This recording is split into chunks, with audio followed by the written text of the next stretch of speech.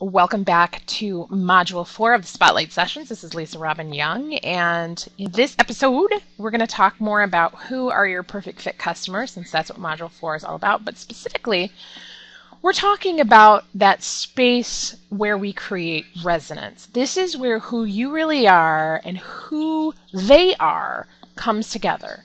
Resonance is that point where they get you and you're speaking their language and you're just clicking.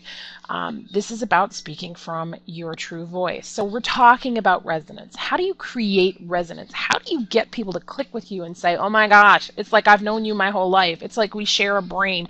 Those kinds of comments come when we have resonance. This module component is all about clicking, and there's a great book called Click by Ori and Ram Brafman. It used to be subtitled The Magic of Instant Connections. That's the version of the book that I read. There's a newer version out now that doesn't quite claim to make instant connections, although I found that it really does work very well. They identify these 5 keys to creating resonance.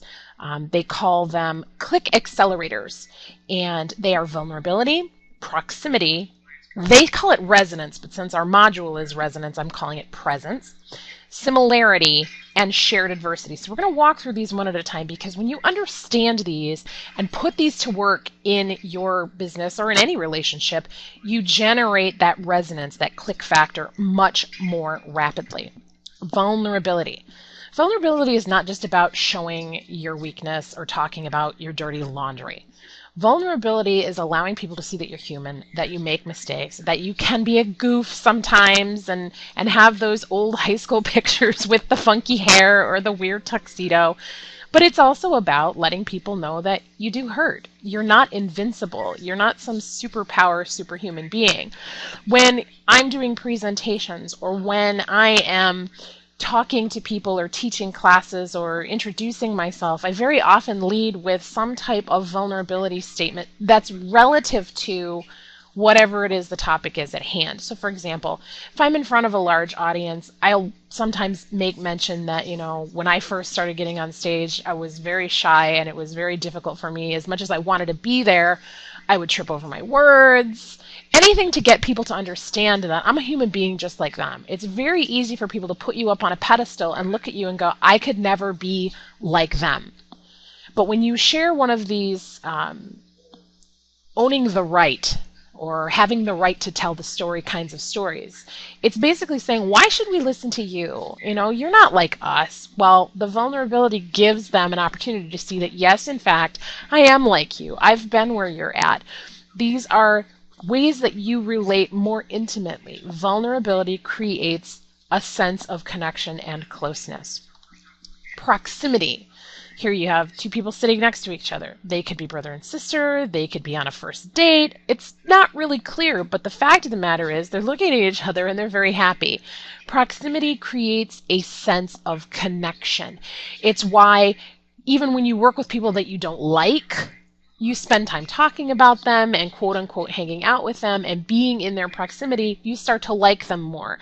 The gruffness, it dissipates. You get used to it. You hear yourself saying those kinds of things to people because you've got a sense of proximity. So anytime you can create a sense of proximity, whether that's doing a video instead of writing a blog post, or sending a personalized message in the mail versus sending a blanket email. Anything that's going to create that sense of closeness and proximity is going to help you develop a stronger sense of connection with people.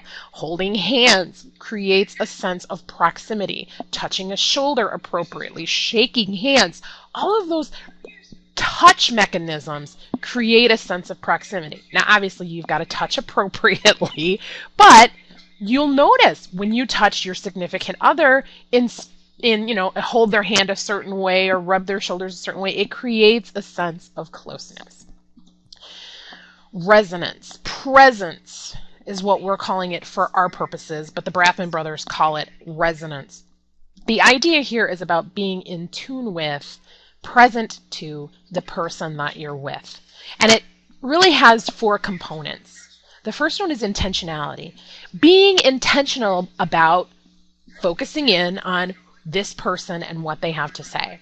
When I'm doing a coaching call, I'm not checking my Facebook and sending emails and doing other things. I am committed to being present to that person in that moment, listening to what is going on with them. And I'm using all my senses. I'm on the phone and I'm listening to what they're saying, but I'm also listening for those vocal inflections and the pregnant pause and the heavy sigh and what does that conjure in my mind? And so then I use my inner sight, my eyes, if you will, to take note of what is going on, what intuitively is coming up for me. Likewise, when I'm face to face with someone, you're going to get much more out of the interaction. They're going to feel much more connected to you if you are looking at them, listening to them intently, focused on who they are. If they offer you something, you're smelling it, you're tasting it, you're engaged with them, using your senses and keeping all of your senses engaged with them. Mutuality. That means being open and available to meet them where they're at. Viktor Frankl, in his book, Man's Search for Meaning, talks extensively about meeting people where they are. Don't go into life assuming that everybody else thinks, walks, acts, talks, and behaves like you, because they don't. They have their own context. They have their own backstory. They have their own stuff that they're going through. And I can tell you with certainty, when I'm coming from a place of what's going on in my world and what I want the world to understand, and my teenager walks in the room and I try to get him to see things my way, it doesn't work. Because first, I have to be able to see things his way. And that makes the difference. It's, just about walking a mile in their shoes. So put yourself in the other person's shoes so that you can help them see where you're at by meeting them where they're at. Individuality. Okay, this is also a little bit about vulnerability, but not necessarily about being vulnerable. It's about being authentic, laughing when you really want to laugh, crying when you really want to cry, being aware of your own feelings and sharing them appropriately. If you're standing in a room and you're just getting angrier and angrier and angrier and people are like, "Are you okay?" and you go, "I'm fine." Clearly you're not. You're not being authentic in that moment. That acceptance of your individuality and being willing to be who you are allows people, believe it or not, to draw closer to you, because everybody wants to have that sense of freedom to be who they are and speak from their true voice. And by you demonstrating it for them, it's very much like Marianne Williamson says, when we choose to let our light shine, it gives the rest of the world permission to shine their light also. And then attentiveness. This is active listening, understanding their point of view. So it's not just walking a mile in their shoes or standing in their shoes and looking where they're at. It's walking a mile in their shoes and getting clarity on how they see the world so that you can say, well, of course it makes sense that you would believe that because this is your worldview. And did I hear you correctly when you said this? That active listening and reflecting is all part of how you can accelerate that relationship and that clicking factor. And then we talk about similarity. Basically, the more we have in common, the more we're going to connect. If you think about some of your best friends, they're probably your best friends because they have something or multiple things in common with you that make your heart sing. I have a group of women that I connect with, and we all have this spiritual bent that, when we get together, that's what we talk about, and we really click with each other.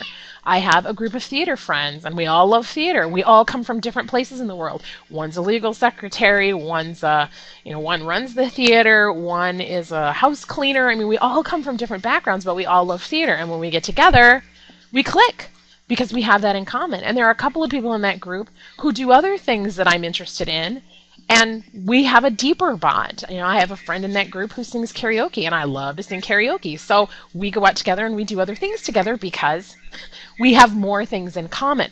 So the more we have in common, the more we're going to connect with one another. When we're talking about this in a business sense, anything that you can do with your clients to discern what those points of similarity are, the stronger your business relationship is going to be. And then shared adversity, also known as safety.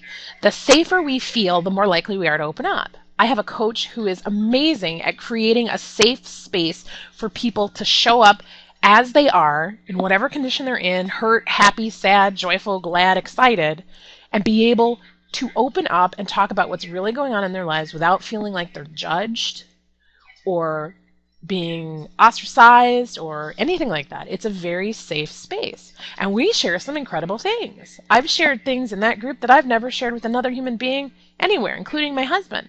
Not because my husband doesn't create a safe space, but because she creates such an exceptionally safe space that I feel very comfortable opening up and sharing with her and the group what's going on. Now, the converse to that coin is that the more unsafe our environment is outside, the more it pushes us together. Here you've got a picture of people climbing a mountain. You've really got to trust one another to get up that mountain. But if something happens and there's a rock slide, even more so you're going to rely on one another. The elements are conspiring to push you together and make you trust one another even more so. Now, I don't recommend going out and creating some sense of adversity. We don't need another 9/11. We don't need another catastrophe in the world. But if you look at those catastrophes that have happened, you see how people band together. They pull together to support and encourage one another in times when they wouldn't otherwise. There were a lot of people who donated blood during Hurricane Katrina who had never donated blood before and haven't donated blood since. Because there was this sense of adversity and, we're all in this together, so if we all pitch in, we can all recover. And that's what happens if you've ever watched any of those action-adventure movies where, the leading man and the leading lady can't stand each other and then something terrible happens and they're forced to spend time together in close proximity during some adverse situation, like a bomb, they're trying to defuse it or something, and then at the end they fall in love and it's a happily ever after moment. That's what you're witnessing there, is proximity, shared adversity, vulnerability, all of those things coming together in a very intense way, accelerating the clicking factor. That's what we're looking at here. So when you are looking at building and creating resonance, it can be created. You can conjure it. You can work this magic brew together to get your people to resonate with you and bond with you more quickly. It takes effort. So my recommendation is always to start where you're at. Who do you want to connect with? Who do you like to resonate with? That's what that whole perfect fit customer profile is about in the first place. Getting yourself clear on who you really do your best work for. Then you go out into the world and see where those people are at. What are they doing? What are those shared interests and commonalities? How near or far are they to proximity? Obviously, the people who share these common traits with you are more readily available to connect with you. And it takes more work the farther out from that circle you go. So when you find someone that you've shared adversity with, that you're in close proximity to, when you've got somebody who's got similar interests, someone that you're present to and who's present with you, when you have all those things and you can be vulnerable with them, when you have those 5 key accelerators, it's easier for you to do business with them. It's easier for you to connect with them. It's easier for them to click with you. It's easier for them to say yes to the money that you're asking them to spend. As you start losing these elements, let's say you have no proximity because your clients are all over the world, which is, an issue that I have, then it makes it that much more difficult. If you're not present to their needs, it makes it a lot more difficult. If you don't have any similar interests, it makes it even more difficult. So when one of these key ingredients is missing in resonance, you have to do the work to create that ingredient, to put that ingredient into play. When you have all 5 of these, it makes it infinitely easier for them to want to do business with you, to connect with you, to fall madly and passionately in love with you. And these are your perfect fit customers.